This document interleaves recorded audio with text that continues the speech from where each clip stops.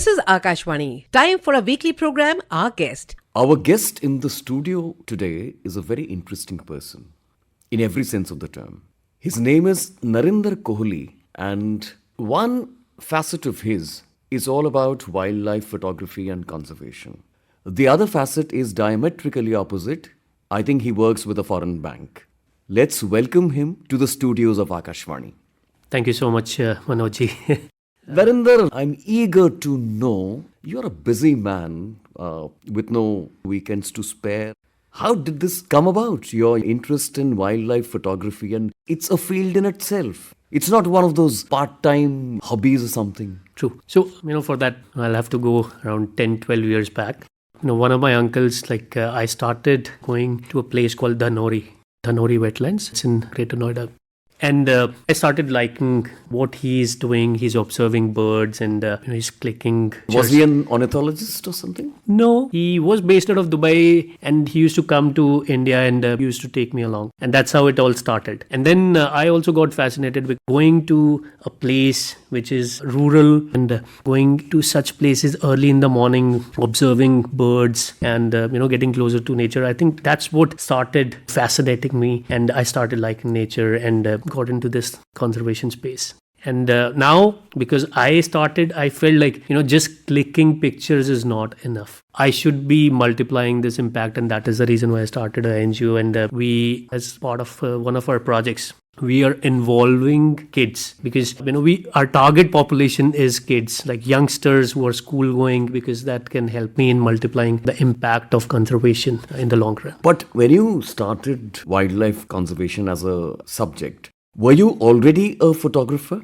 Not really. So both things happened simultaneously. See, I started clicking pictures. I used to go and just click some random pictures. And that's how I was learning photography. And then as this incident happened, where I started going to Dhanori with my uncle, I started realizing that's a good subject. And it is a bit technical also because, wildlife photography is action photography. It's very similar to sports. It's not like a studio setup. So the equipment, what I was using for this was, you need to know the equipment. You need to get deep into the equipment because it's very fast. It's action. So that's what, I started liking that because I was keen on learning photography and this was helping me in learning photography even better. So that's how, the nature or wildlife photography mixed together. And I thought why not use photography as a medium or as a tool to conserve? And nobody was doing that. I'm curious to know, Narinder, when you said it's all fast action, what all changes in terms of your technical equipment, starting from lenses, for example? I'm not naming any brand here,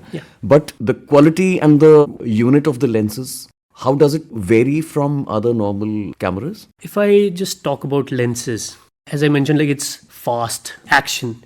So you need to have fast lenses. So fast lenses means that aperture size should be as big as possible or the f number should be very small. So let's say f2.8, which means technically you have a larger aperture hole that is letting light pass through, much more than the other lenses or the zoom lenses. So what happens is when the light is reaching your sensor, the capability of your camera increases to autofocus and to capture the image and produce better quality. So lenses is something which plays a critical role. And is that camera, as I understand, it must be heavy. So forgive my curiosity, but is the camera handheld or you use a tripod? So my equipment, the entire setup, the lens itself is around 5 to 6 kgs. And on top of that, you have the camera body. And then obviously you can't shoot handheld with such a heavy lens, right? So you need a tripod. And even the tripod itself is very sturdy. It is stable. It is providing stability to the lens as well as to the camera body because even a small shake can ruin the image. So it has to be tripod. And that kind of brings to my mind the fact that you just said the slightest movement might spoil everything. So you need boxer's hands, to control the entire configuration. It's all about practice. And that is the reason why we go on a regular basis to all these wildlife sanctuaries or to Dhanori or similar wetlands, Bharatpur and all. Because the more you are in the field, better you are with your equipment, and better you are in controlling your equipment, because your hands, your fingers, everything will start moving automatically, right? They will control the equipment according to how the situation is. And it's very different from the studio setup. You can't ask a tiger to pose. So you have to be fast. And that is the reason why I was saying wildlife photography and action photography, like sports and everything, the equipment is almost similar. Narinder, you just brought in the tiger. I thought you were restricted to only wetlands. I generally travel to wildlife sanctuaries to shoot tiger with my camera. But if I'm present locally, so I go to Bharatpur, I go to Danori or any other places around. So I'm typically shooting birds. I mean, you're fortunate that you've been able to take pictures of tigers. For the last many decades now, I have been wanting to have a close look at a tiger. I've visited at least 20 sanctuaries and national parks in the entire country. I've never seen a tiger. The interesting fact is, I was once interviewing the Director General of Forests from the Ministry of Environment, and I kind of almost in a tone of complaint, I said the same thing to him, that I haven't spotted a tiger ever in my life. He said, you are lucky and the tiger is also lucky. If you spot a tiger easily, something is wrong with the jungle. How true is this? It is true. And you need to be patient. You have to wait patiently for the tigers. I'll just tell you a very small story. Like there are a lot of folks in my office or the neighbors also. They keep complaining that there are no tigers in Jim Corbett National Park. Now, Jim Corbett Tiger Reserve is known for tiger. It's Corbett Tiger Reserve, like the complete name for Jim Corbett Tiger Reserve. And what made them say so? Typically, there is a difference between a tourist and a photographer who is actually going to I was about right? to ask you this question. Because, you are going to Corbett, you do one safari and you are expecting that miracle will happen. He'll right? come out and meet you. Come out and meet you. That doesn't happen, right? We go generally, like we are there for 3 days and we do 6 safaris. And that's what, out of those 6 safaris, we are able to spot tiger in 2 or 3 safaris. So 50% or maybe less than 50%. Do you spot him during the day? So we are only allowed to be out there in the jungle during the daytime. Like there are strict timings. 5 o'clock, the gate shuts. We have to be back in the guest house before that. So that's what I mean to say. Like 40% chances are there. And don't expect a miracle to happen. Like you will go and the tiger will come out to meet you. That doesn't happen. Is there no scope for night photography in terms of wildlife? Not just the tiger, but generally speaking, are your cameras equipped? I would say like it requires specialized equipment, and normally the cameras and the lenses like what we are using, they're not capable of doing any night photography as such.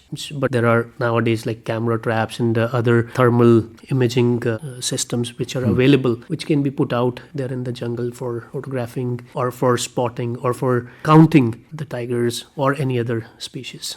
Your interest in photography, now if I make it as a base to ask you another question, you're traveling somewhere and you're carrying your own mobile. Have you ever used your mobile to perform the same function, albeit on a lower scale? Yes. So as I mentioned, like we use large lenses, right? And typically the lens which I am using, like it's a prime lens, like you don't have zoom in, zoom out functionality in that, right? It's a fixed length. Now, sometimes like I have come across a situation like where tiger is too close to me, handshake distance. Now that lens is not going to work because it's too close. So there has to be a certain distance. So the prime lens is like you don't have a functionality. And if I'm just carrying one camera and one lens with me, I don't have that much of time to change the equipment or to borrow equipment, right? So I will switch to my phone. And phone, I have taken some videos, some wonderful videos. Does it have special lenses or something? No, like just a normal phone lens. Your lens obviously would be much better than, I presume, the lens on my mobile. You must have... I do spend some extra money on my mobile phone so that like I have a good camera. And have you shot even wetlands using your mobile ever? Not really, because birds is a very different game altogether. Shooting mammals is still possible with your mobile camera, but birding with mobile camera is very tough. Even if you're using a 500mm lens, sometimes like if you're going out for birding, even 500mm lens falls short and we have to put an adapter or we have to put a 1.4x converter or 2x converter on top of it. Narinder, that brings to my mind another question vis-a-vis a tourist. Now that I've started understanding how wildlife photographer works, What are the risks involved? I mean, when you're shooting a tiger, you're not in a regular tourist bus which is moving, and how do you take care of that? See, I would say like there is no risk involved if you are able to connect with nature and with your subject and you're not disturbing them. We have come across situations like where tiger has passed us at a very, very close distance. Till the time like you're not disturbing the animal and you're following the rules of jungle, it's okay. But what I have also seen out in the jungle is like, tourists, like they get too passionate, they make a lot of noise. Some of the gypsy drivers I have seen like trying to interrupt or trying to come in the way or parking their gypsy just to get some good shots for the tourists, which is not fair. You are breaking the rules. You are annoying tiger or any other species for that matter. Narinder, let me point out a difference if there is one. One is a photographer who just has lots of money, so he buys a very expensive camera, goes to Corbett and shoots and forgets about it. You do it for a reason. What happens next? After you come home, you look at the results and then you curate your pictures. Now, how do you go towards, when you use the term wildlife conservation, there must be a process to it. That's right. So, see, I have been telling this thing to my community members as well. Like just clicking pictures and just posting it on Instagram. It's good to put it on Instagram and get some followership, but there is something additional. There is something more which we need to do. And what I am doing, like my focus is less on social media. I use those pictures. I go to different schools or colleges. Currently, I'm going to Aligarh, where there is a 38th battalion for you people is PAC, where I am taking workshop with the kids. So I show them the pictures so that they get passionate. And I'll tell you a story. A 4-year-old kid, I was trying to explain her how to conserve or why you should be conserving, how you will get passionate about conservation, about wildlife conservation. So I asked her, like, who saves you? Like when mom is angry. And she said, my nani. I said, why? Because she loves me. I said, exactly. If you have to save nature or if you have to save tiger, you have to start loving it. Then only you will save. And that's what I do. And my target audience is those kids. Because if they start loving, all the education, all the training, all this will follow. All this is secondary. First is like you need to have that love and affection for that subject. I will process those pictures. I will show them those pictures. They will start liking it. They start, I am not able to click a picture. Maybe I need to learn this thing from uncle and, I need to start taking similar pictures. So that's when they will start picking up the camera instead of a gun. And there was a Dhanori incident. These guys, my camera and my lens was looted on a gunpoint. And that was one of the reasons why I started the conservation. I said, like, I need to change. I started targeting kids because during COVID time, like, they had no other way. Like, they were just spending money or they were looking for extra money to party and all. And they were using this local made guns to loot. And they thought, like, they'll be able to sell my camera, which they couldn't. And they were caught. But the idea here is, like I said, I need to focus on the kids so that they start picking up the camera instead of gun. Narinder, that's very noble of you because you've given the word shoot a new dimension altogether. As we come to the conclusion of our little discussion, Narinder, one thing that comes to mind is the fact that the entire gamut of nature conservation is a very detailed subject. Even if you do pursue it as a hobby, it's fine. But if you want to go deeper, have you done something to enhance your knowledge and skills on the subject academically? So at the age of 45, and it's not only about wildlife conservation, like our NGO is focused on sustainability, which has 3 aspects: nature, environment and wildlife. And I've enrolled myself now for a master's at this age, which I pursue. And hopefully, and I'm sure like there is no age limits as such to learn something. It was wonderful talking to a true friend of the earth and a guide to many a child who, obviously with your efforts, Narinder, one of them might grow up to be an environmentalist or a photographer, you never know.